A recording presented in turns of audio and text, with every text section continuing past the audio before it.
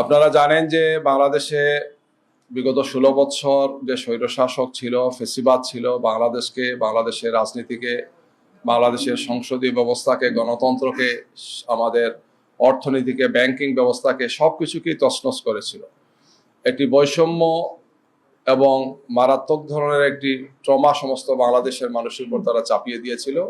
এই অবস্থায় জুলাই এবং আগস্টের গণঅভ্যুত্থানের মাধ্যমে বাংলাদেশের সর্বস্তরের ছাত্র জনতা এবং সাধারণ মানুষের এই গণঅভ্যুত্থানের মাধ্যমে এই স্বৈরশাসক এবং ফেসিবাদের বিদায় হয়, বাংলাদেশ থেকে তারা বিতাড়িত হয়। এবং 25-এর গণঅভ্যুত্থানের পরে অন্তর্বর্তীকালীন সরকার দায়িত্ব গ্রহণ করেন, যাদের 3টি গুরুত্বপূর্ণ অগ্রাধিকার ছিল। একটি ছিল সংস্কার, আরেকটি ছিল ফেসিবাদের দোষরদের বিচার, এবং আরেকটি ছিল একটি সুষ্ঠু গ্রহণযোগ্য জাতীয় সংসদে নির্বাচন অনুষ্ঠান। ইতিমধ্যে সেই অন্তর্বর্তীকালীন সরকারের মেয়াদ শেষ হয়েছে। তারা 3টি কাজ কতটুকু করেছেন সেটা জাতির সামনে খুবই স্পষ্ট। আমরা বিশেষ করে সংস্কারের বিষয়ে বলতে চাই যে সংস্কারের জন্য অন্তর্বর্তীকালীন সরকারের অন্যতম প্রধান দায়িত্ব ছিল, ওয়াদা ছিল, তাদের কমিটমেন্ট ছিল। তারা জাতীয় সংস্কার কমিশন করেছেন এবং সবগুলো রাজনৈতিক দলের কাছে তারা প্রস্তাবনা চেয়েছিলেন সংস্কারের ব্যাপারে। আমরা সবগুলো রাজনৈতিক দল আমাদের অবস্থান থেকে আমরা সংস্কারের প্রস্তাব দিয়েছিলাম। পরবর্তীতে অন্তর্বর্তীকালীন সরকার একটি ঐক্যমত্য কমিশন করেছেন।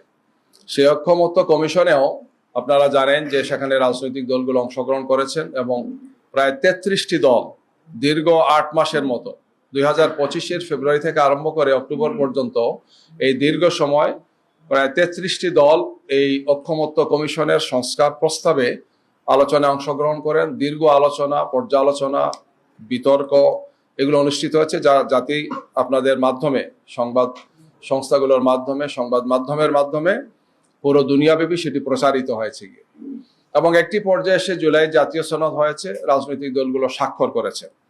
এটির আইনি ভিত্তি দেওয়ার জন্য আপনারা জানেন বিভিন্ন প্রক্রিয়া এবং পরবর্তীতে সেটা গণভোট অনুষ্ঠানের কোনো বিকল্প নাই। আমরা সবাই একমত হয়েছিলাম, যদিও বিএনপি এই ব্যাপারে তারা দীর্ঘ সময়ক্ষেপণ করেছেন, কিন্তু একটি পর্যায়ে এসে বিএনপি সহ অন্যান্য রাজনৈতিক দল সবাই একমত হয়েছেন। জামাত ইসলামী প্রথম দিন থেকে বলে আসছিল যেন গণভোটের কোনো বিকল্প নেই।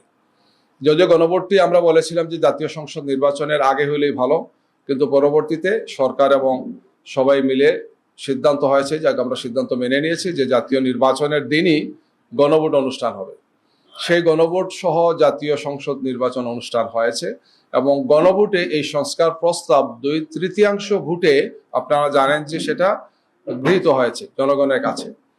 এবং সংস্কার প্রস্তাবের মধ্যে 48টি খুবই গুরুত্বপূর্ণ ছিল, যেটি ফেসিবাদ ঠেকানোর জন্য, বাংলাদেশে ভবিষ্যতে যাতে ফেসিবাদ না আসে, স্বৈরশাসন না আসে, একনায়কতান্ত্রিক ব্যবস্থা না আসে, লুটপাটের যাতে কোনো সুযোগ তৈরি না হয়, যে গণহত্যা যারা করেছে এই ধরনের শাসন যাতে আর ফিরে না আসে, এই জন্যই মূলত ছিল এই মৌলিক সংস্কারের বিষয়টি।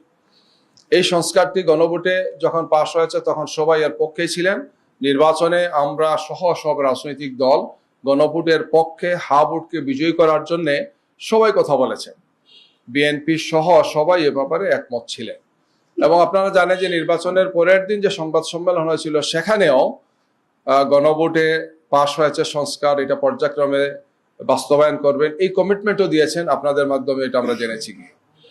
কিন্তু জাতীয় সংসদের যেদিন শপথ হয় সেদিন 2টো শপথ নেওয়ার কথা।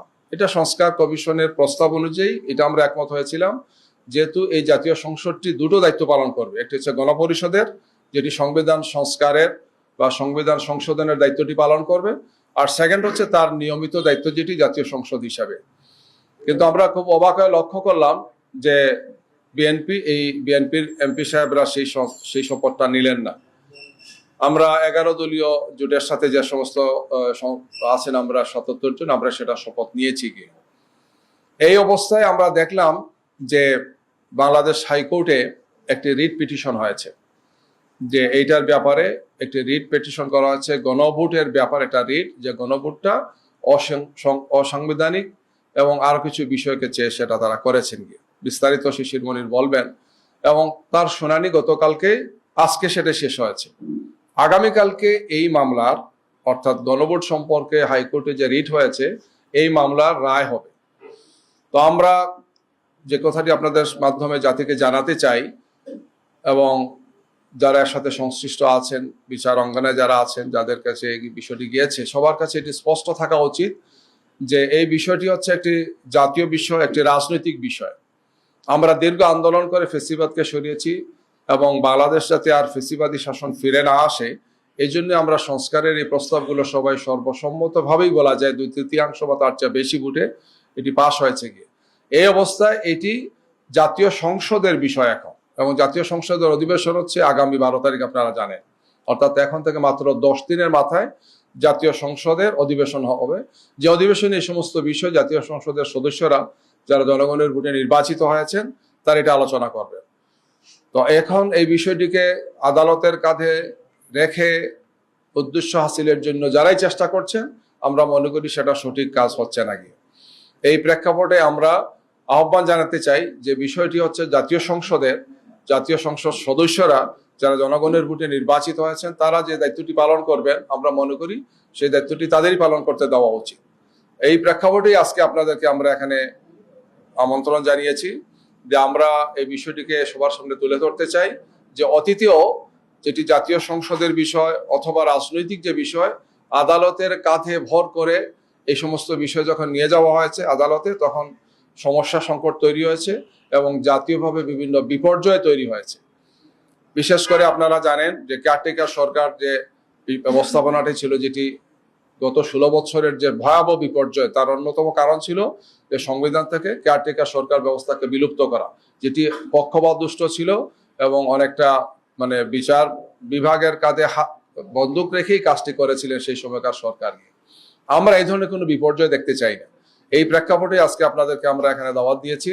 আমরা মনে করি যে এই বিষয়টি স্পষ্ট হওয়া উচিত এবং জাতির এই মৌলিক এবং গুরুত্বপূর্ণ বিষয় যেটি সংস্কার প্রস্তাব, যেটি সমস্ত জাতি জুলাইয়ের যে শহীদ হয়েছেন, যারা আহত হয়েছেন, যাদের প্রত্যাশা, দেশবাসীর প্রত্যাশা এবং আমাদের সবারই প্রত্যাশার জায়গা, এই বিষয়টি অবশ্যই সংস্কার প্রস্তাব পাশ হয়েছে সংসদে, যাতে সেটা যথাযথ প্রক্রিয়া পাশ হয় এবং এটা যাতে অবিলম্বে কার্যকর হয়, আমরা এটাই দেখতে চাই।